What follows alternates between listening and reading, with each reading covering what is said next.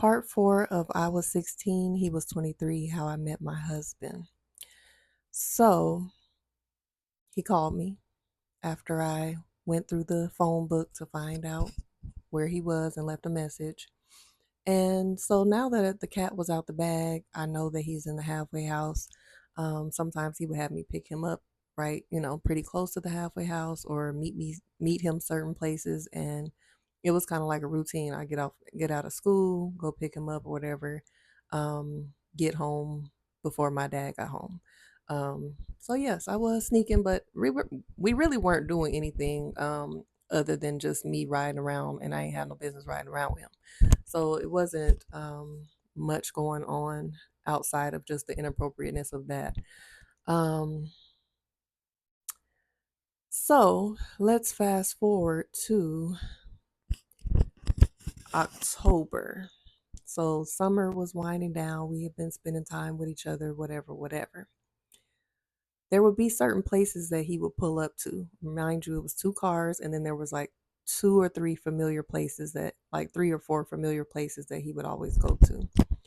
So around October, another time where I couldn't get a hold of him.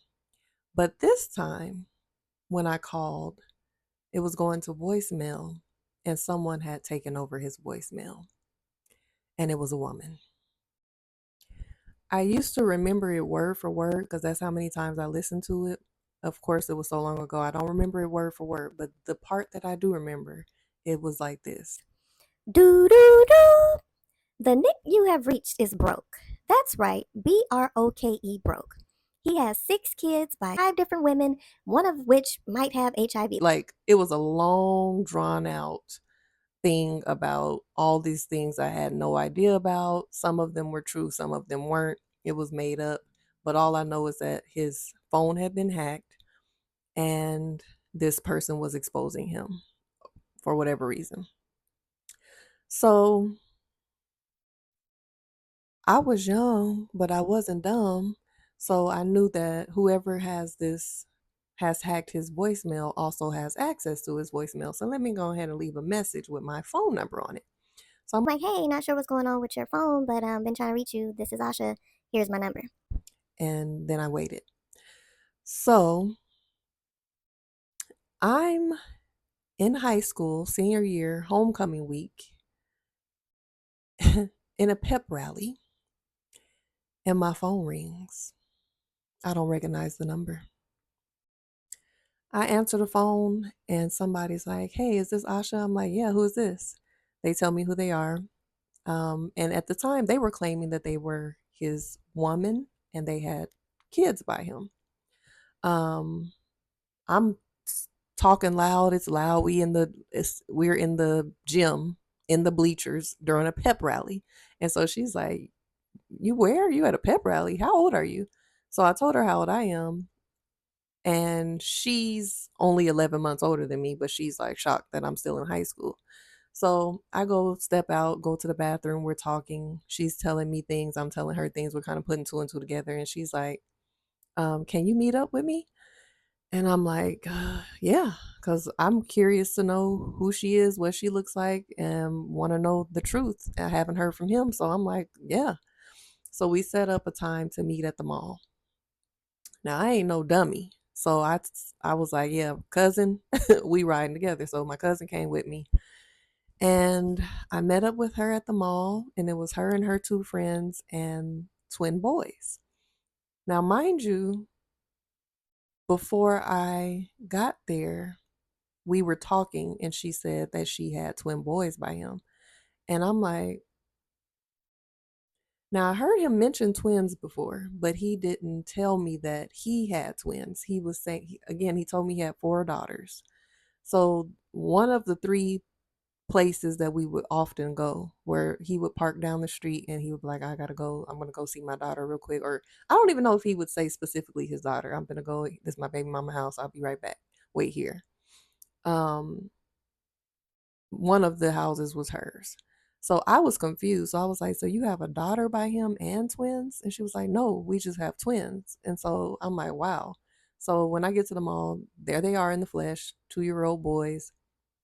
Me and her and my cousin and her homegirls walk through the mall, and we're just putting stories together. I'm telling them where I met him, what's going on, like what we do together.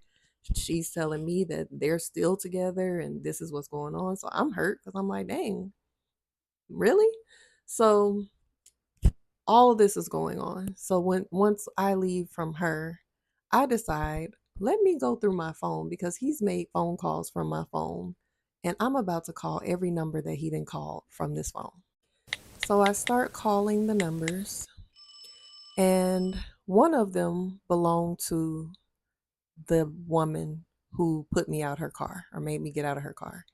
So she's like, Like, little girl, you just need to focus on school, do this, do that. Like, yeah, that's my man, da da da da. and so I'm feeling challenged, like, girl, little girl, looking back on it, like, for one, if I knew that my 24-year-old boyfriend or baby daddy was talking to a 17-year-old, I would personally be turned off. But she was just like, girl, you don't know what you doing, whatever. She didn't take me seriously. We kind of went into a back and forth, and then that was it. Another phone call that I made, it was another woman, and I'm like, Hey, do you know such and such? she was like, yeah, I know him. And I was like, Are you his girlfriend? and she was like, yeah. And she was like, who are you?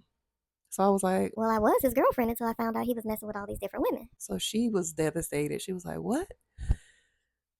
So me and her got to talking, and we ended up trying to, piece it together, sharing information. I told her about how me and him went on our first date at, I think it was Village Inn or something like that. Um, just telling her the things that we had done with each other as far as like how I'm with him, how whatever. I've given her information.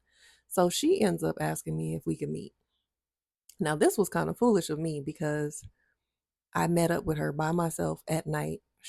She lived in some hood apartments, and I did find out the other car that he used to drive was hers. Um, and I remember I pulled up.